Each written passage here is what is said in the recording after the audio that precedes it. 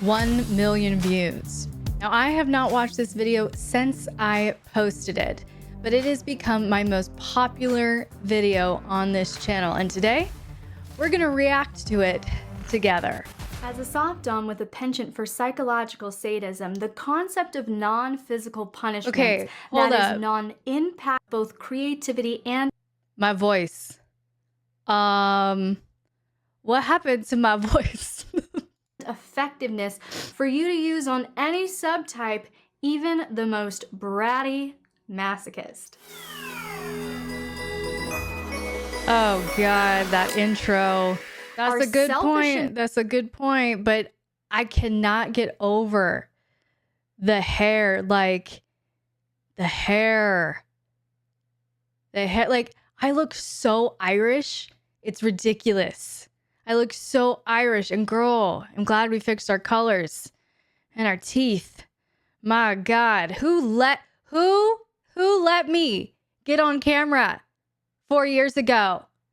What is happening? It is up to you to lead them, guide them, and mold them into the image that pleases you, benefits them, and fosters this power exchange dynamic. I want to emphasize the fact that I think those 3 points there cannot be separated. Like, those 3 points are what allow healthy behavior modification and submissive training to take place. And I think those 3 points together is what differentiate toxicity, ego, narcissism, control versus consensual and desired training and behavior modification. So that's a good point. I just want to emphasize that. And I hope I say this here in a few minutes, but where my mind goes when I think of those 3 purposes is a purpose of punishment, whether physical or non-physical,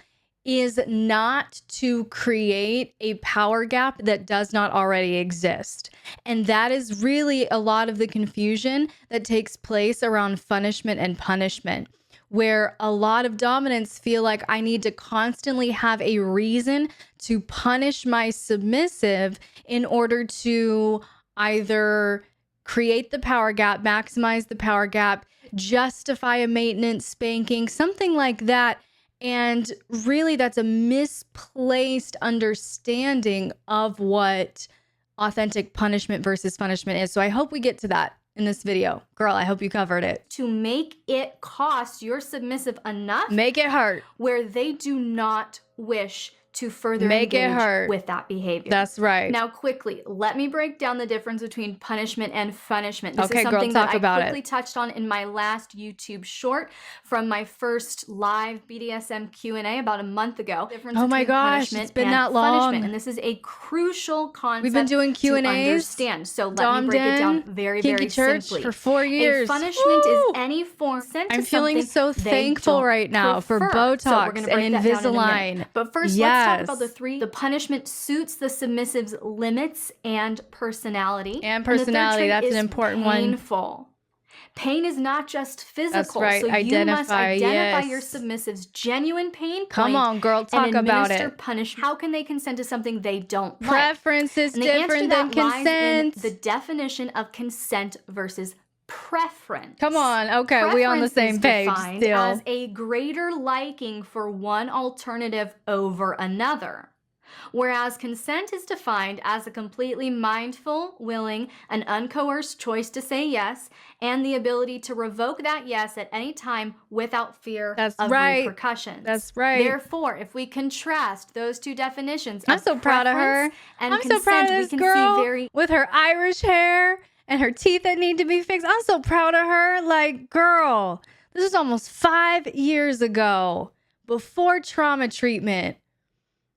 I think that's why my voice is different. I think this was still like remnant codependent voice going on. Have you ever watched Paris Hilton talk about her real voice, like talk in her real voice and talk about why she put that voice on? It's very strategic. I'm feeling like that is part of this, but girl, I'm so proud of you. I feel like I'm watching an old friend. You know, like preach it, girl. Secondly, the submissive understands their misbehavior. Yeah, You will do confusion is so not much good. harm in your dynamic if you start punishing your submissive and they're confused. They don't know what they did wrong, why you're upset, all of that. You're just angry. You grab and you start, doing your punishment, whatever you want to do. Very ineffective. That's and it will cause a called lot of fear. abuse. Okay. When we give dysfunction a virtuous name, we empower the dysfunction. If you call physical assault, violence, if you're labeling that as punishment in BDSM, you are giving dysfunction a virtuous name. And that's why you have to consent to it. The submissive has to understand, right? It isn't something that we prefer, but we yield to it. There are a lot of things in life that we may not prefer, but for our health and well-being, we must yield to. We must yield to the discipline of working out, of eating healthy, of staying in community. We might not feel like it. We may not prefer it, but that's part of being an adult in life. Sometimes you have to do things, yield to things that you don't necessarily prefer. That's not abuse. That is emotional stability and health and maturity. But justifying your abuse and your violence as a punishment, as BDSM, is absolutely not acceptable and is not what we're talking about right here. So very good line, very good delineation there. If you are like me, you're more of a soft dom, you have a more psychological view of the energy exchange. I hate that I put myself in that box at the time. Like, I hate that I tried to like define and put myself in a box, because I really was. When I started out, I had so much anger when I started out professionally. And at this point, I was not doing it professionally. I was just doing lifestyle. Like I said, I had a submissive at the time. I started out not soft at all. Very, very sadistic. I was so angry. I had so much anger toward men, so much bitterness toward men, that I was very much the easy degrader. And so at this time, it had been 5 years since that, and my style was very different. But I hate that I like tried to put myself in a box. And dominants, don't do that to yourself. Like, if you're a professional, if you are, lifestyle and looking for a submissive, looking for a play partner, yes, I understand labels create some degree of clarity. So we know, hey, I'm looking for this type on the top side. I'm looking for this type on the bottom side. Bada bing, bada boom, we're compatible. I understand the purpose. But I think psychologically and emotionally, you can do a lot of damage to yourself, dominance, because the second you define yourself by a label, you almost subconsciously try to act out of that label. Like personality tests, for instance. I remember the first time I saw MBTI and I figured out my personality, which is INFJ, for those of you who are interested. Yes, I am an introvert, believe it or not. It was like I was so lacking identity at that time. I was so hungry for it that I read it. I read the MBTI results. I read INFJ, and I read all of the traits of INFJ, how INFJs respond to things, how they feel about things, how they think about things. And I started to, over time, slowly, subtly rewire and adjust how I thought, how I behaved, my perspectives, my attitudes, my reactions, to fit more into that mold, because it gave me a sense of identity. And so I'm seeing that a little bit here, where dominance, don't try to box yourself in. I understand the need for clarity, but labels limit. Don't limit yourself. And I know I was kind of going through this video with a purpose, but I have a different purpose today, so I can make this note. When you are using the more objectifying, degrading terms, again, this is why all punishments need to be personal and based off of personality. Okay. So if you are leaning into degrading language and objectifying terms, etc., with a submissive who is hardcore degradee, who loves being talked down to, who loves being put down, that one is not going to be effective because that is not going to hit their actual pain point. That's actually going to hit their radar in more of a punishment category, not so much a punishment category. So again, know that submissive, know their actual pain point. That is the most important element of an effective punishment. Know that submissive's true pain point. Honestly, this one right here, number 2, is often the biggest one, no matter what kind of submissive, no matter where they fall, no matter what their fetish is. Number 2 here, the loss of playtime or scenes, is often the biggest pain point across the board because that is what they want more of. They want more of that power gap. They want more of that authority. They want more submissive arousal, right? And so if you say, no, we're going to go vanilla, straight up vanilla, honey, that's going to hurt. That's going to sting. Even just quality time, intimate time with you as their dominant is very precious to submissives. I can't get over my voice. Take that time away from them. Oh my gosh. So a few amazing sensory punishment options. Those lashes though, can we talk about the lashes? I hope I still have those lashes somewhere. Gosh, as someone who is so sensitive to chopping onions. Oh God, chopping onions. So yeah, have them chop a big bowl of onions. You can also number 1, chopping onions. Shower. Oh my God.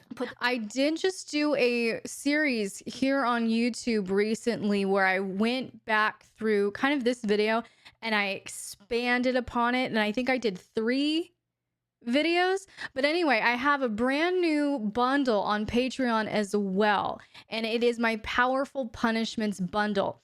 In that bundle, I've got a massive list of punishment ideas, and I've honestly kind of recategorized a lot of these punishments. This is a great list and these are great categories. But as I've worked with more submissives, as I've coached more clients throughout the years, again, this was almost 5 years ago, I've kind of shifted how I view the categories because there's so much overlap. Like the menial and disgusting chores to some submissives can be sensory, to some submissives can be degrading, to some submissives can be a service-based punishment, right? So I've kind of created more nuance and more breakdown. If you're interested, if you want a deep dive, I'll link all of those punishment videos in this description as well as that Powerful Punishments bundle. But again, yeah, these are great categories, but yeah, I've seen some more nuance and I've broken them down in a much different way recently. So again, check it out, patreon.com/LXerotica. Submissive hold hot sauce or Tabasco sauce or a jalapeno or something like that, spicy on their tongue. Number 5. That could be very effective. Which one of you crazy people would that be a treat? Cold Number food. 5. All their meals have to be. So the first one, you can have your submissive hold a plank or a wall sit. That'll get their muscles burning and aching. This is a short one, depending on their physical stamina. With damp or wet socks. This punishment gonna be over in about 10 seconds. 5 o'clock in the morning. Oh my! Who are my night owls? That is truly pain, at least for me. In the chat, and who are my? You can have them do. What's the morning version of a night owl? Exercise like running, plyometric. Early bird.